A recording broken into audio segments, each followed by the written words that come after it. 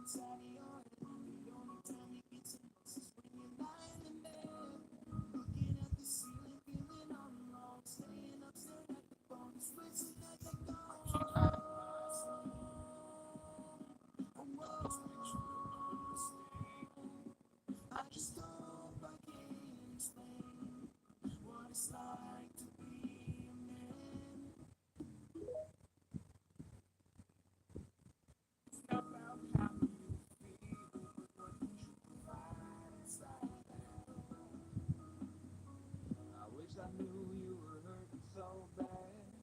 You always seem to be such a strong man. Then you went and took your own life. Got so many questions to ask.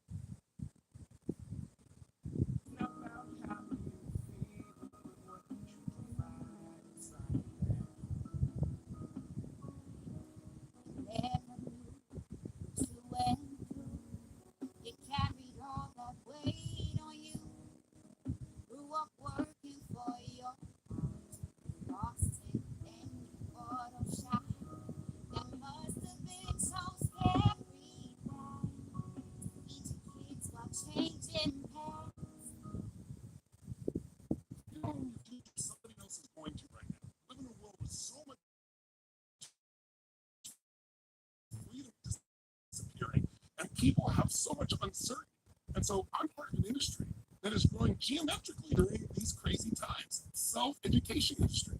People are looking for answers, and they're tired of hearing someone at a university talking who's had no experience in actually producing results. And there's so many people starving for solutions and answers. What's going on in their relationship, or their business, or their finances, or their taxes.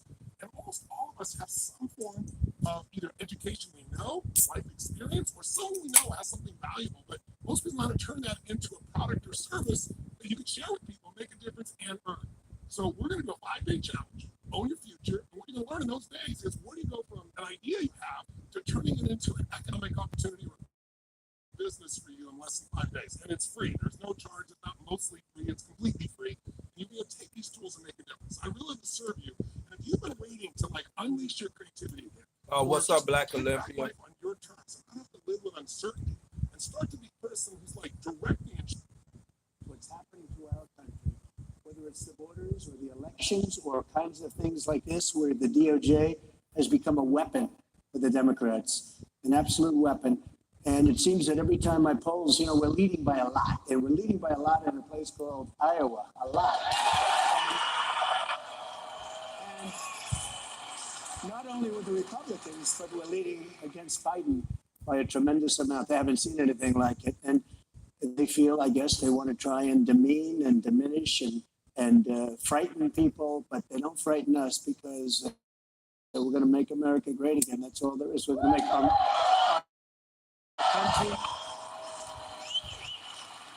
country, Sean, is a mess. You know it better than anybody. I mean, frankly, your reporting is incredible. I'll be honest, I have never been more fearful of the state of this country than I am right now. Yeah. Fearful about the economy, foreign policy, our future, our kids, our grandkids. I've never been this way. Well, you look at Biden with these leaders, and they're at the top of their game, and they're looking at each other like they don't even believe what's happening. Our country is no longer respected. Think of it. 3 years ago, energy independent, powerful military that was totally rebuilt. The president announced 3 days ago, which he should never have said, probably classified information, that we have no ammunition. Now, what do you think China says when they hear we have no ammunition? No, it's a very, very sad thing. If you look at the worst border in history, we had the best border in history. We had 3 years ago the best border we've ever had. We built hundreds of miles of wall. We got Mexico free of charge. They say about Mexico.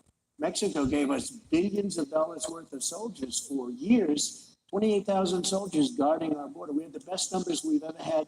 Today we have, I think, the worst numbers in the world, because I don't think there's any country in the world that would stand for what's happening to us with millions of people flowing in from, by the way, mental institutions, insane asylums. They don't like me using those names, insane asylums. But we have very bad, very sick people, very ill people coming into our country. Prisons and jails all over the world. And it's not the 4 countries that we sort of consider neighbors. It's all of last week. We had 129 countries representatives of people that came into our country illegally. And we're losing our country, and we're losing the spirit of our country. But I will tell you, Make America Great Again and MAGA and America First and all of these things that we talk about, there's never been more spirit. Look at this crowd. There's never been more spirit than we have right now. 2024.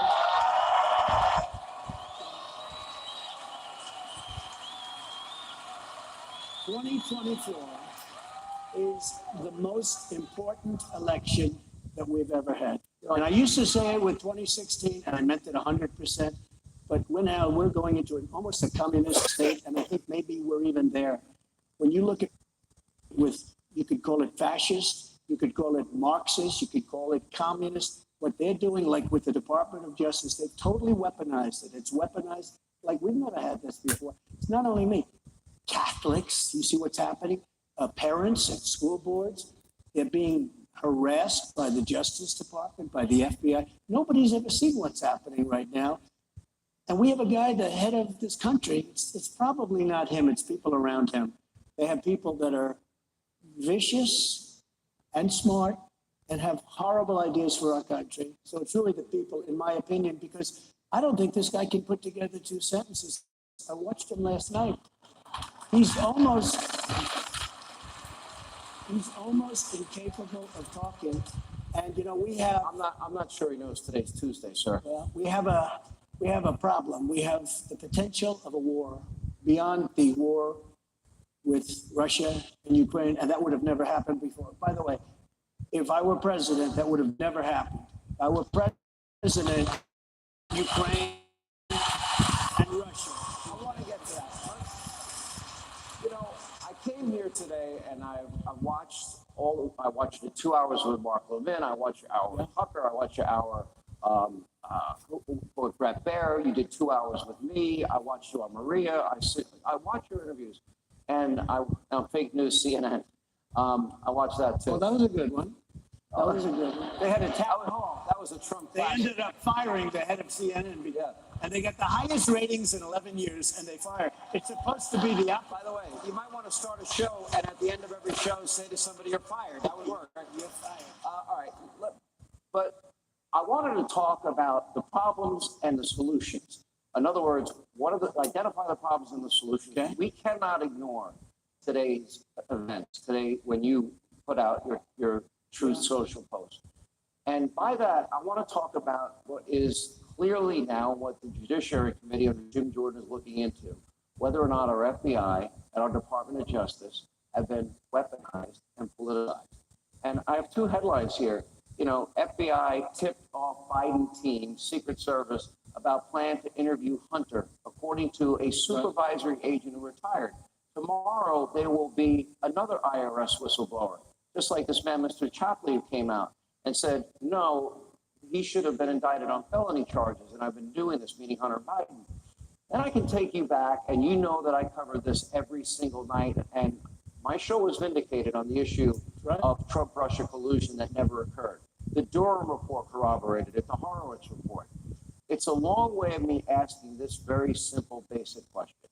And that is, if you look at Hillary Clinton and the way she was treated, no prosecutor would prosecute, 33,000 subpoenaed emails deleted, devices destroyed. Then her dirty dossier. And that dossier was used to get 4 FISA warrants. And then you look at the FBI in 2019. They had Hunter Biden's laptop in December of 2019. They verified it in March of 2020. And yet FBI agents in the months leading up to that election were meeting with big tech companies, telling them, according to your the former Twitter integrity site head, telling them that it might be about Joe Hunter. That laptop story got censored. The American people were denied the truth about what would be a real story.